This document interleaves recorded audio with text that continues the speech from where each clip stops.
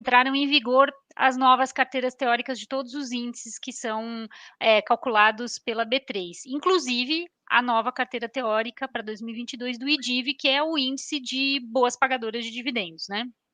E chamou a atenção dos investidores, dos analistas com quem a gente conversou, o fato de que Petrobras saiu do IDIV, Vale não chegou a entrar, né?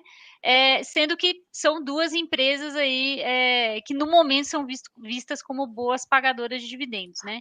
Eu queria entender por que isso aconteceu e, além disso, o que o investidor que de maneira mais passiva, né, investe ou em ETF que replica o IDIV ou toma como referência, né, as ações do IDIV, o que ele pode perder nesse ano de 2022. Tiago, você quer comentar?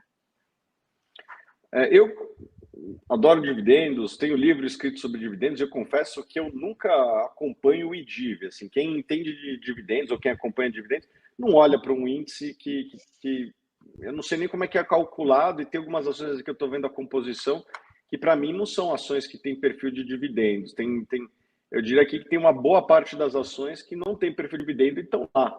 Né? E tem outras que têm perfil de dividendo e não estão. Então, eu não recomendo que quem se interessa por dividendo olhe para o DIV, que eu não sei como é calculado, quem calcula, mas para mim, que acompanho dividendos e entendo um pouco do assunto, para mim não faz muito sentido esse índice. Eu acho que quem se interessa por dividendos tem que analisar empresas individualmente e não confie nesse índice. Stetter, você também dessa turma? Olha, Mari, eu dei uma lida por acaso nesse assunto, né? Eu notei ali qual foi o critério de exclusão da Petrobras. Foi que basicamente, assim, para consolidação do índice tem alguns critérios e a Petrobras não se enquadrou em um que estabelecia ali que ela teria que permanecer entre o top 44% ações com maior dividend yield nos últimos 3 anos, né? E isso aconteceu por conta dos anos anteriores, né? Onde, como o Thiago bem citou lá no início, né, a Corinha estava passando por esse momento um pouco mais difícil, pagando, né, dívida, diminuindo ali a alavancagem, enfim. O fato é que o IDIV hoje ele não reflete as principais pagadoras que o Brasil vai ter, né, de proventos no ano. Esse é o fato.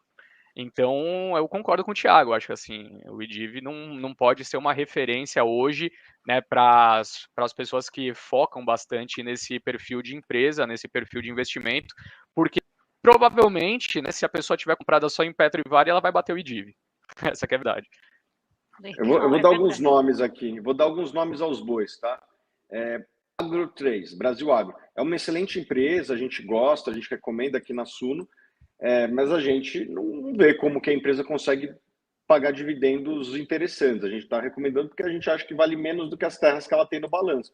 E não porque tem não é uma empresa de pegada de dividendo, é uma empresa de propriedade ali, de propriedades agrícolas cujo yield é muito baixo.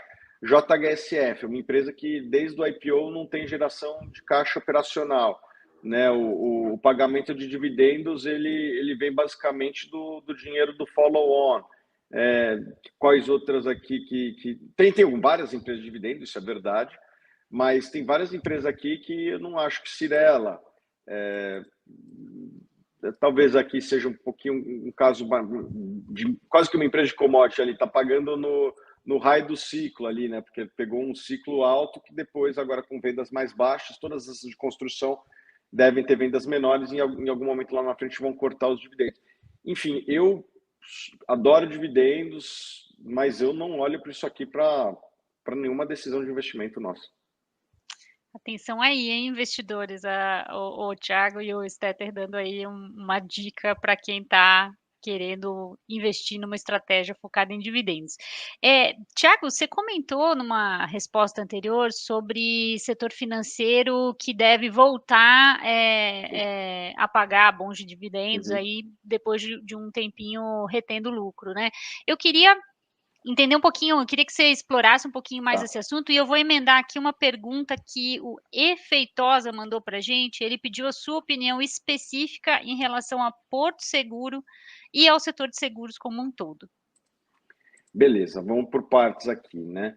O que aconteceu? Os bancos, eles, desde 2014, eles deram uma freada, principalmente os bancos privados no primeiro momento, e depois os bancos públicos, aliás, o Banco do Brasil, que a gente acompanha mais perto, um pouquinho mais para frente, eles deram uma freada no crescimento da carteira de crédito. E num primeiro momento, eles aumentaram, eles não distribuíram dividendos de maneira relevante. Vou pegar aqui alguns nomes, por exemplo, o Itaú. O Itaú, ele pagava de dividendos, lá de 2014 até 2017, algo entre 40% a 50%.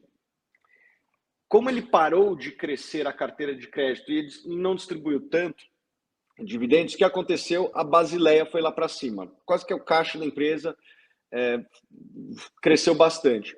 E daí eles chegaram num nível que o balanço estava cheio, não tem tanto crescimento, né? Já é um banco com uma participação grande aí, difícil ganhar share, vai crescer em linha com o mercado de crédito vai crescer em linha ali com o PIB, talvez um pouquinho mais, um pouquinho menos, mas vai crescer mais ou menos em volta do PIB. Então, o que acontece? Já tem capital, já não cresce tanto, o que fazer? Distribuir dividendo. E daí, se você for ver no ano de 2018 e 2019, que foram os 2 anos pré-pandemia, o pagamento de dividendos foi de quase 100%, deve ter sido uns 90 e poucos por cento. Estou olhando no gráfico aqui, olhando no olho aqui, deve ter sido uns 90%. O Bradesco foi alguma coisa parecida também. Não vou entrar aqui nos detalhes, mas o Bradesco é uma história parecida. O Banco do Brasil, ele fez esse movimento um pouquinho depois, né? O governo Dilma ali ainda tinha uma voracidade de crescimento da carteira de crédito, daí depois entrou o Temer e fez uma gestão um pouco mais parecida com os bancos privados, de ser menos ativo no crédito, não só o Banco do Brasil, como os 3 bancos, né, BNDES, Caixa, os 3 bancos federais fizeram a mesma coisa, e o Banco do Brasil entrou nessa mesma pegada de aumentar a Basileia. Daí o que aconteceu? Veio a pandemia, como bem lembra o Henrique, né, teve uma determinação do Banco Central que basicamente proibia a distribuição de dividendos ou mantinha num nível muito baixo. Não aconteceu um cenário catastrófico de inadimplência, e os bancos que já estavam com uma Basileia muito alta mantiveram essa Basileia muito alta, e eu não acho que vão crescer a carteira de crédito, ainda mais esse ano, de maneira muito maior do que deveria. Então, eu acho que é muito natural que eles retornem para o nível de pagamento de dividendo que eles tinham pré-pandemia. Eles têm uma Basileia muito alta, talvez a Basileia dos bancos brasileiros. Basileia, para quem não sabe, é o índice de endividamento dos bancos. E os bancos brasileiros são, de maneira bem simplista e simplória, e os bancos brasileiros, eles são hoje talvez os bancos mais capitalizados no mundo nessa métrica, né? Então, já que se você não cresce, você já está capitalizado, o que fazer com o seu lucro, que é grande, né? Você pega aí, o Itaú deve lucrar 25, 30 bi, o Bradesco mais ou menos a mesma coisa, o Banco do Brasil vai lucrar mais de 20 bi. Então, você pega todas essas instituições aí, e o Santander é a mesma história, elas estão com a Basileia alta, não vão crescer carteira de crédito, o que fazer com o dinheiro? Eu acho que é voltar a fazer o que estavam fazendo em 2018, 2019, que é uma distribuição massiva de dividendos. Assim, e eu estou vendo aqui os modelos dos analistas em geral. Para Banco do Brasil, o Banco do Brasil está com a Basileia quase na máxima e ninguém está planejando distribuir dividendo. Assim, olhando de longe, eu acho que o Banco do Brasil vai distribuir muito dividendo esse ano. Tem chance de distribuir dividendos, se for agressivo, no nível da Petrobras ali. Uau! Pois é, e elevação de Selic, você acha que interfere ou sustenta esse movimento que você comentou agora? Eu acho que tende a ser positivo, porque óbvio que tem várias linhas de negócio, algumas ajudam, outras atrapalham, o crescimento da carteira de crédito residencial. Provavelmente vai ser afetado, vai crescer menos, ou vai desacelerar, ou vai até andar para trás. Agora, tem a poupança, que os bancos conseguem, quando o CDI fica num nível alto, os bancos lucram com os depósitos em poupança. Então, tem várias moving parts ali, mas que no net é positivo para os bancos. Tá bom. E tinha a pergunta específica das seguradoras, né? das seguradoras, exato. Porto Seguro e o setor de seguros como um todo. Assim, ótima pergunta. E eu acho que assim, os bancos eles são mais parecidos entre si do que as seguradoras são entre si, né? Os bancos lá, pô, você pega o Itaú, o Bradesco, o Banco do Brasil, tem uma pequena diferença aqui e ali. O Bradesco ele é mais forte em seguros, o Itaú é muito forte em cartões, o Banco do Brasil tem uma força um pouquinho maior em agro, mas quase todos têm todos os mesmos produtos, com algumas linhas de que tem uma diferença um pouquinho maior de market share. As seguradoras não. A Porto Seguro não tem nada a ver com a Sul América. A Sul América é seguro saúde. O Porto Seguro é muito forte no seguro alto. A Apvida, que vai se fundir com a Intermédica, é uma seguradora de saúde, né, mas é verticalizada, ao contrário da Sul América. Então, acho que a gente tem que falar de caso a caso, né? Eu confesso que Porto Seguro eu não acompanho tanto, né? Até deveria, porque deu uma quedinha aí. Vou pedir para o pessoal dar uma analisada mais profundamente, né? Historicamente, sempre criou valor para os seus acionistas. Eu gosto, mas eu preciso acompanhar e não tenho acompanhado tanto. Sul América tem caído também bastante. Aliás, todas as seguradoras têm caído bastante, né? Acho que cada uma pelo seu motivo, mas o setor de seguros tem caído bastante. Eu gosto muito de Sul América nesse preço, compraria.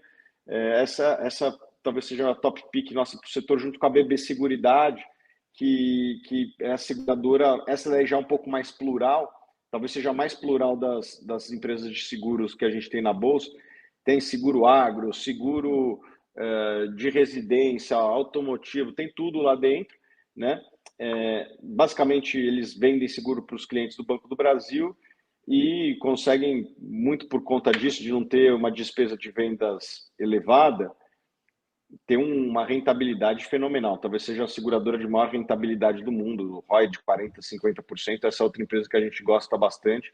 Eu acho que pode ter um bom ano também e vai pagar muito dividendo. Essa empresa vai pagar muito dividendo especificamente. Essa outra para dividendos aí. Se a gente pudesse pegar uma seguradora com perfil de dividendo, com certeza seria a BB Seguridade.